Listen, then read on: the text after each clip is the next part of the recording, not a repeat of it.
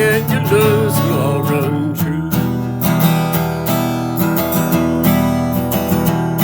That makes someday fishing on a kayak feel like heaven here on earth.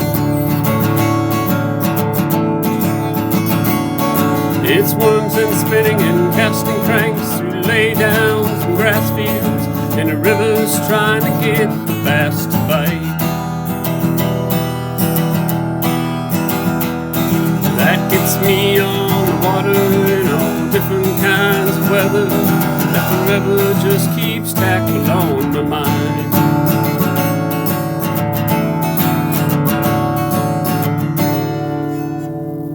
Hi everyone, and welcome to Tackle on My Mind. What's on my mind today? Well, first of all, just a little bit about Tackle. Tackle is a Toledo area kayak anglers league. We're a kayak bass fishing league here in the Toledo area. We fish area reservoirs, lakes, small ponds. We do some tournaments once, 2, 3 times a month during the summer. Come join us. What else is on my mind? Well, if you want to join us and you haven't ever done this before, I'm going to give you a brief, quick tutorial on how to get on the water in a kayak catching some bass. Now, there's many rabbit holes we could go down here. I could give you an expanded version. I could give you thousands of different techniques, obviously not in this little bit of time. I'm going to try to shrink it down, make it very simple, get you on the water, get you catching some bass, getting having some fun. Because I believe the guy who goes back fishing catches them. In other words, if I go out and I spend a day on the water and I haven't catch anything, I'm not quite in a big hurry to go back the next time. If I can have some success and make it easy to have success, then I might be willing to come back next time. So, how do you get started? Well, the first thing you're obviously going to need to have is a kayak. Now, there are many different kayaks out there. You can spend thousands of dollars to hundreds of dollars. Get a sit on top fishing kayak. 2 styles of those predominantly. You got your paddle style, and there are now pedal kayaks. Pedal kayaks a lot of people like because it leaves their hands free for doing more fishing and things like that. I still paddle. I know a lot of people will do. The Tackle League is actually a paddle or pedal only. Some guys put motors on them. Again, I'm already getting down that rabbit hole trying not to. But get yourself a sit on top fishing kayak. You can get them for $800 to $1,000 and get yourself a nice little kayak that you're going to enjoy getting out on the water. Maybe at a later date we'll give you a breakdown of different types of kayaks, but right now we want to keep it simple. With that kayak, get yourself a PFD.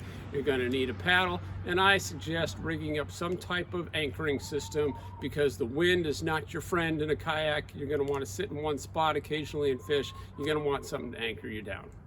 After that, what do you need? Well, you need some fishing gear.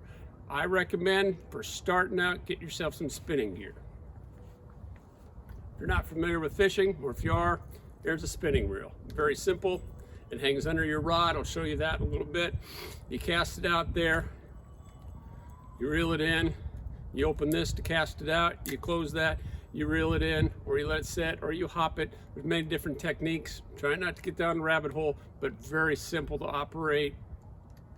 Almost anyone can do it. I started out my kids on it when they were real young. Easy to handle, easy to manage. You're not going to have a lot of problems with this. You're going to be concentrating on catching fish. Okay, that's your reel. Your rod. By the way, I'm going to go back this reel here, and I'm going to link a lot of these down in the descriptions. It's a Shimano Sedona, about $70 reel, $70, $80 reel. I would, again, suggest spending $50 to $100 on your first spinning reel. You can get them for less than that, but you're going to start having complications. They're not going to work as well. They're not going to handle as well. You don't want to have that when you're learning how to fish. When you're fishing, you just want to be fishing. You don't want to be messing with the problems your reel is going to cost you. So $50 to $100 range. This one here, Shimano Nasci. It's about a $100 reel. It's a little bit, got some components in it, make it a little nicer than that one. This is my reel. I really like to use it all the time. It's on a spinning rod. This happens to be a Dobyns Fury series. A little more on the pricey side for maybe just beginner out. It's a $119 rod.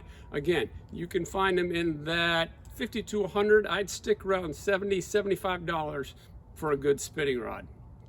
Get a medium, heavy, fast action or a medium fast action. Really, those are the things you do. 7 foot, 6 foot 10, 7 foot. The longer your rod, the further you can cast. The shorter your rod, the more accurate you can cast.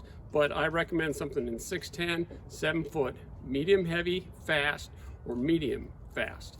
You don't need to know what that means right now. You just want to go out and catch some fish. So when you go to the tackle store or wherever you buy your fishing gear, that's what you're going to look for. You tell the guy there, he said, I'm looking for something in a spinning rod. I'm looking to spend about $75. I want a 7 foot, medium, fast action. You're all set. Line. Again, we can go down a big rabbit hole there. I put fluorocarbon or I use copolymer. It's a less expensive line. You can buy large spools of it for very little money. It's a combination of monofilament and fluorocarbon. It's a good line, about 10 pound, put it on there. I happen to have braid on here. Again, that's another rabbit hole we can go down. If you want to learn how to tie leader knots, because I would never fish just straight braid on a spinning reel. I like fishing braid to leader. I don't want to go, maybe another time we'll go into knot tying for that.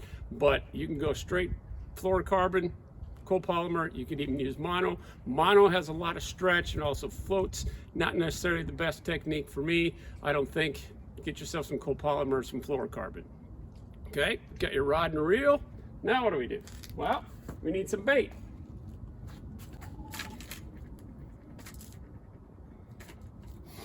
We're gonna Texas rig. Texas rig means basically you set whatever lure you're using, soft plastic in this case, you hook it on the hook so it is weedless. Again, just starting out, you're going to go out fishing, especially in this part of the state. There's a lot of grass in the lakes. You don't want to have to be getting stuck in the grass all the time. You don't want to be stuck getting stuck in trees all the time. You want something weedless. So components of this, you got a little bullet weight sinker. It's got a hole through it, goes on your line. Use something 1/8 ounce, 1/4 ounce. This is about an 1/8 ounce. That's usually all you're going to need. Straight shank worm hook. This is called a 4/0. If you remember those things, again, I'll link that down in the description. Again, I'm going to go and say, hey, I want some straight shank 4/0 hooks, worm hooks. And that's what they'll set you up with.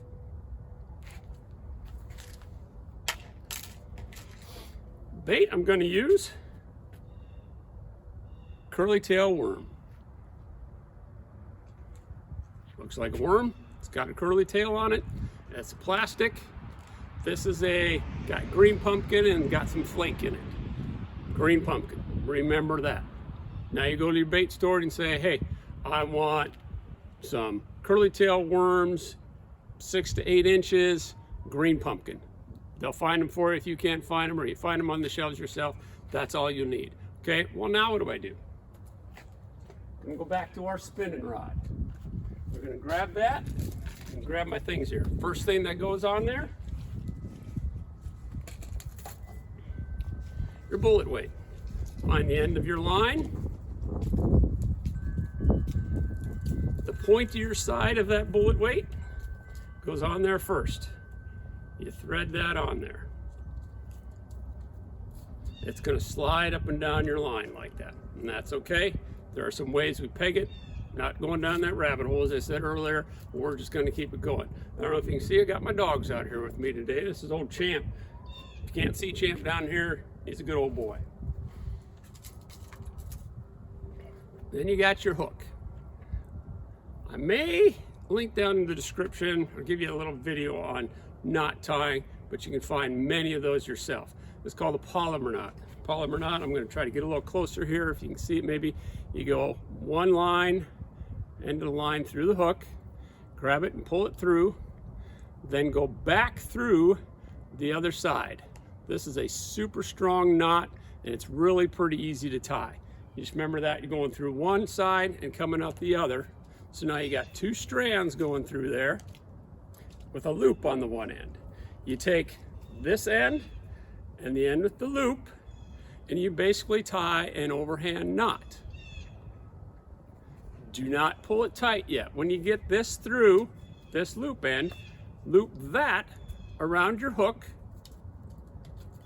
pull it up, you got your tag end, your line, you pull that tight, give the tag end one more little tug, and you can snip that off with the snippers or with your teeth. So there you got your hook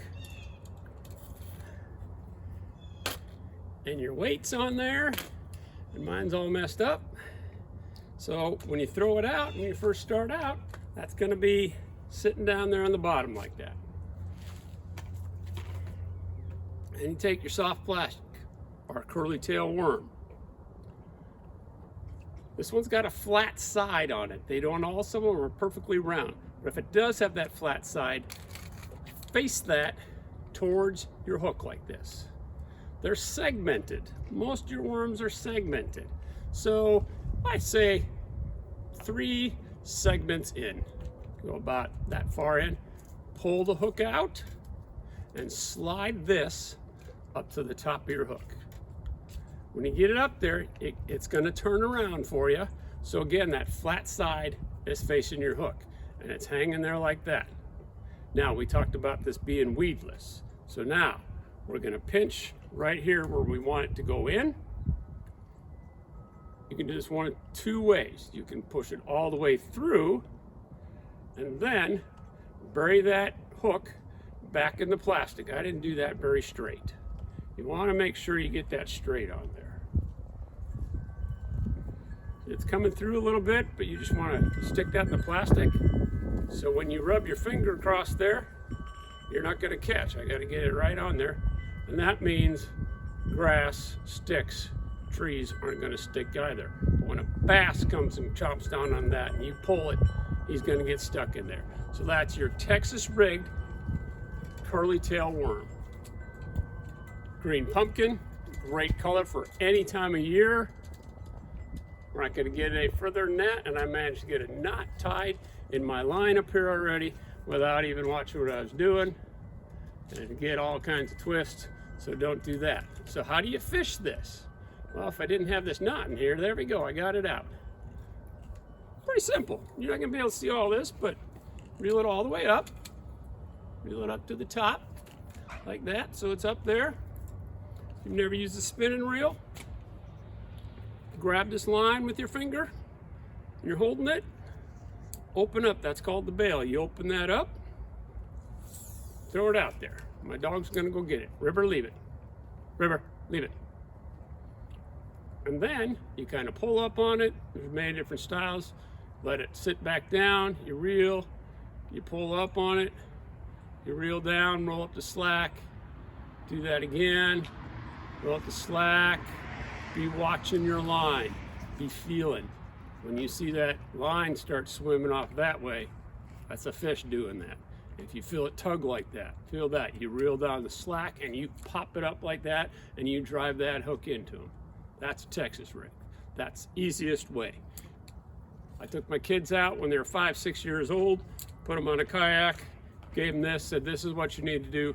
They were catching bass. My wife just started bass fishing with me probably 4 or 5 years ago. Took her out the first time on a kayak, gave her a Texas rig. She was hooked for life catching bass because she caught some. It wasn't highly complicated. It was easy. It was basic. I still fish this way to this day. I've been kayak fishing for a little over 10 years. I surely don't know everything. I know a lot of guys that still fish Texas rigged curly tail worm. You're gonna catch fish. Any conditions, you'll catch fish this way. So there's a good simple way to get started kayak fishing. You got your kayak, spinning reel, spinning rod, a Texas rig set up. You got it all you need. Thanks for joining me.